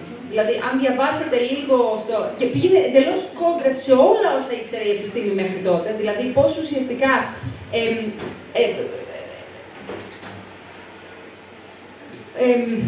κληρονομούνται τα χαρακτηριστικά των ειδών μέσα από τα χρωμοσώματα του DNA. Εντάξει, τότε δεν ξέραμε ακριβώς το DNA, ξέραμε όμως την ιδέα της γενετικής κληρονομικότητας. Ο Λισένκο θεωρούσε ότι η κληρονομικότητα ήταν καθαρά επιγενετική. Δηλαδή, ένα απλό παράδειγμα, αυτό που λέει με την καμιλοπάρδαλη. Ότι γιατί οι καμιλοπαρδάλεις έχουν υψηλό λαιμό, γιατί τεντώνουν να πιάσουν τα φύλλα τέλος πάντων και κληρονομούν αυτό το επίκτητο χαρακτηριστικό στα παιδιά τους. Λοιπόν, η επιστήμη έχει αποφανθεί, και η σοβιετική επιστήμη κατόπιν, έχει αποφανθεί ότι ο Λισένκο είναι πιθανόν ο επιστήμονας με το περισσότερο αίμα στα χέρια του στην ιστορία της ανθρωπότητας. Διότι είναι υπεύθυνος για το θάνατο εκατομμυρίων ανθρώπων στους λοιμούς της Ρωσίας και της Ουκρανίας και κατόπιν στο μεγάλο λοιμό της Κίνας, γιατί οι Κινέζοι είχαν την φαϊνή ιδέα να ακολουθήσουν τα προγράμματα και αυτοί τα σοβιετικά. Λοιπόν, αυτό που είναι πάρα πολύ ενδιαφέρον είναι ενώ αποκαθιλώθηκε από Ρώσους επιστήμονες, από σοβιετικούς επιστήμονες κτλ. Τα τελευταία χρόνια, παιδιά, έχει επανέλθει with a vengeance στη Ρωσία ο Λισένκο. Γιατί υπάρχουν άνθρωποι οι οποίοι, βλέποντας ότι η επιστήμη της επιγενετικής, δηλαδή της ιδέας ότι μερικά χαρακτηριστικά επίκτητα κληρονομούνται, έτσι, στους απογόνους μας, μέσω όμως χρωμασηματικών αλλαγών στο DNA, επειδή έχουν αλλάξει δηλαδή το DNA μας κατά τη διάρκεια της ζωής, έτσι κληρονομούνται, έχει υπάρξει μέσα από όλη αυτή την αντιδυτική μανία, τέλος πάντων, ένα comeback των ιδεών του Λισένκο στη Ρωσία. Γιατί εξυπηρετεί πολιτικούς σκοπούς. Και λέω good luck με αυτό. Δηλαδή, το έπαιρναν το κεφάλι τους μια φορά, δεν ξέρω αν θέλουν να το ξαναφάνε το κεφάλι τους, κακό το κεφαλιού τους. Λοιπόν, αυτά με τον Τροφίμ Λισένκο. Δεν ξέρω, υπάρχει κάτι άλλο που θέλετε να συζητήσουμε. Υπάρχουν πολλά πράγματα που θα μπορούσαμε να πούμε για αυτό το βιβλίο. Ναι, παρακαλώ. Είναι ξεκάθαρα το ζήτημα της αυτοδιάθεσης των γυναικών και το βάζει πολύ ξεκάθαρα. Δικό μου είναι το παιδί, θα πρέπει να έχει το όνομά μου, το οποίο συζητιέται ήδη. Ότι θα πρέπει τα παιδιά να παίρνουν το επώνυμο της μητέρας. Συζητιέται στην Ευρωπαϊκή Ένωση. Αλλά το ζήτημα ότι στέκεται εκεί και λέει αυτό το παιδί είναι δικό μου ή ότι. Επίσης υπάρχει και το ζήτημα του γιατί να κάνει κανείς παιδί σε αυτές τις συνθήκες. Αυτό μελετήθηκε αρχικά στους καταβλισμούς των προσφύγων. Υπήρξε σε όλους τους καταβλισμούς των προσφύγων που έχουμε και στην Ελλάδα αλλά και σε άλλες χώρες, υπάρχει μια τρομερή αύξηση στη γεννητικότητα. Και πολλοί άνθρωποι, από όλους εμάς, οι οποίοι ζουν σε ένα ασφαλές περιβάλλον, περισσότερο ασφαλές από αυτούς που ζουν στη στιγμή, αναρωτιούνται, μα είναι δυνατόν εδώ πέρα να πεθαίνεις. Ξέρεις αύριο που θα πεθείς, είναι δυνατόν. Ναι, λοιπόν, εξηγήθηκε λοιπόν γιατί τα παιδιά σε αυτές τις καταστάσεις φέρνουν μια νέα πνοή ελπίδας και δίνουν λόγο και σε αυτούς και στους γονείς τους και στην κοινότητα γενικά ότι μπορεί το ανθρώπινο ίδιος να επιβιώσει, άρα και η ίδια έχει μια πιθανότητα επιβίωσης. Οπότε η Ράκελ, η οποία συμβολίζει τη γη, το έμφορο έδαφος, και το πούμε έτσι, φέρνει και αυτό. Και το γεγονός ότι η γη αποφασίζει σε αυτό το βιβλίο τελικά πώς θα κινηθεί και η γυναίκα σε εισαγωγικά γη αποφασίζει πώς θα κινηθεί είναι κάνει νομίζω μια πολύ ωραία σύνδεση και βλέπουμε και για πράγματα της επικαιρότητας ακόμα παραπάνω. Αυτό με την αυτοδιάθεση δεν είναι καθόλου παράλογο τα παιδιά να έχουν το επώνυμο της μητέρας, αλλά αξίζει να σημειωθεί γιατί κάποτε είχαν το επώνυμο του πατέρα, το οποίο ξεκινάει από το γεγονός, από την πατριαρχία. Ναι, ξεκινάει από το γεγονός ότι επειδή ο πατέρας δεν ήταν ποτέ σίγουρος ότι ήταν ο πατέρας του παιδιού, γιατί θα μπορούσε να είναι κάποιος άλλος, επειδή η μητέρα είναι πολύ το σίγουρο ότι είναι η μητέρα του παιδιού, ήθελε να δώσει και το επώνυμό του. Ουσιαστικά να σταμπάρει τον απόγονο ή την απόγονο ως δικό του. Προς αποφυγή και επειδή το συντηρούσε κατά κανόνα ο πατέρας. Εντάξει. Ο πατέρας συντηρούσε την οικογένεια γιατί έτσι ήταν η κοινωνία, ώστε μόνο οι άντρες. Εντάξει, όλο αυτό είναι ένα συστηματάκι μαζί, έτσι. Πάει.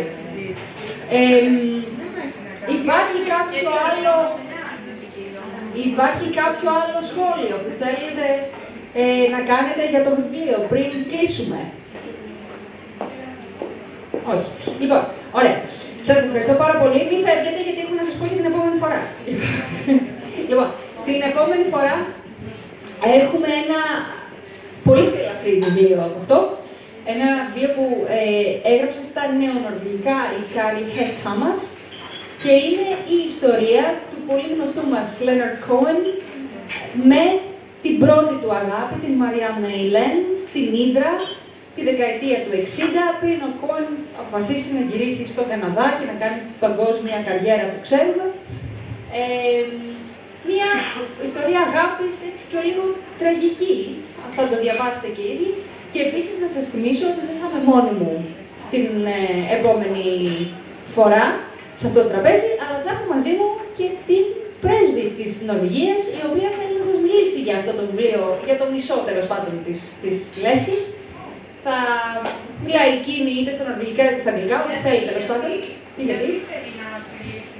Γιατί την κάλεσα, να σας πω, γιατί την κάλεσα εγώ να διαλέξει ένα από τα βιβλία και διάλεξε το ένα βιβλίο που συνδέει την Νορβηγία με την Ελλάδα. Γι' αυτό. Οπότε, Black Tie είναι, παιδιά, σας παρακαλώ, Beyond και Fueki.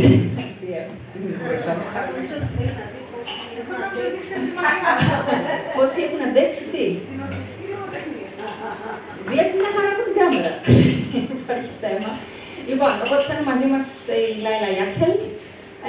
Εγώ θα σας μεταφράζω στα ελληνικά και θα τις μεταφράζω πίσω όποια ερώτηση θέλετε να τις θέσετε. Σκεφτείτε από τώρα. Μπορείτε να ρωτήσετε και την ίδια ό,τι θέλετε. Είναι ένας πολύ έτσι ανοιχτός και καλόβολος άνθρωπος. Σας ευχαριστώ πάρα πολύ. Τα λέμε τέλη Απριλίου. Δηλαδή σε 4-3 εβδομάδες, έτσι. Θα είμαστε πάλι εδώ. Λοιπόν, 4 εβδομάδες. Ευχαριστούμε πολύ. Να είστε καλά.